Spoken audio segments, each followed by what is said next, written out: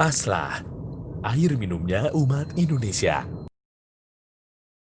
Sungguhnya kehidupan yang penuh dengan ujian ini Allah Subhanahu wa taala berikan kepada kita dengan berbagai macam bentuk dan cara. Berbagai macam bentuk dan cara.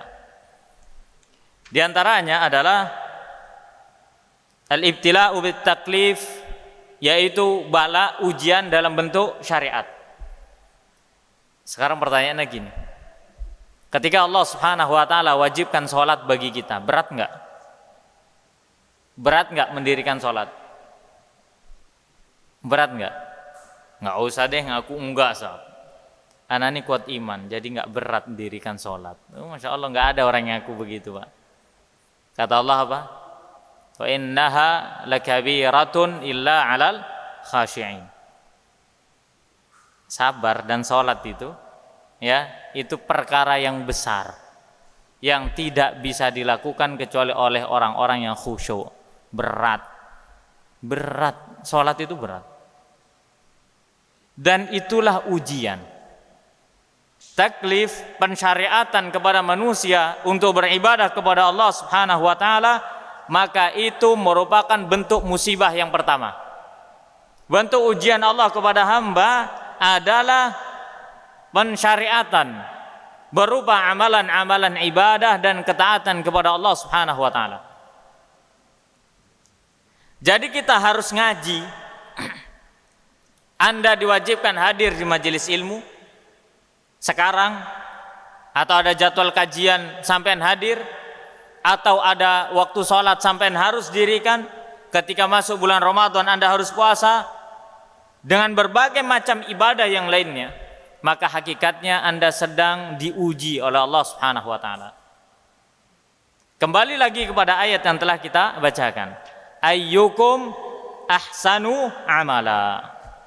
Siapa di antara kita yang paling bagus amalannya? Bunyi apa ini? Kaget tanah. Anak kirain bunyi apa ini? Oh, jamnya. Ya, jadi seperti itu. Oleh karenanya, para ulama mengatakan,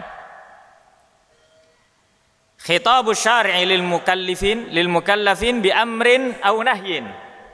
Allah Subhanahu wa taala yang telah membuat syariat ini mewajibkan kepada hamba dalam bentuk larangan dan perintah. Ada larangan, ada perintah. Ya. Yang mana perintah itu hukumnya bisa wajib, hukumnya bisa sunnah. Betul kan? Kalau yang wajib apa sih? Salat, haji, dan yang lain-lain. Ada perkara yang wajib, ada perkara yang sunnah. Maka perkara wajib dan sunnah itu sebenarnya ujian, Pak, buat kita. Ya, kama anna nahya qad yakunu haraman aw makruhan. Sebagaimana larangan pun ada yang sifatnya makruh, ada yang sifatnya haram. Apa bentuk larangan yang apa istilahnya? Yang makruh.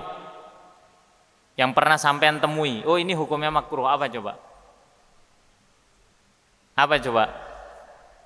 Makan pakai tangan kiri? Enggak, haram itu. Ya. Baik, maka para ulama mengatakan ketika kita tahu bahwasannya Allah perintahkan dan perkara yang wajib, Allah perintahkan dan perkara yang sunnah, Allah larang dari perkara yang haram dan perkara yang makruh, maka itulah tujuan Allah menciptakan hamba. Wa ma khalaqtul jinna wal insa illa liya'budun.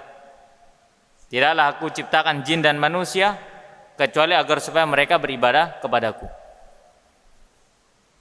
Paham kan sampai sini? Jadi kita ibadah itu harus menghadapi ujian loh.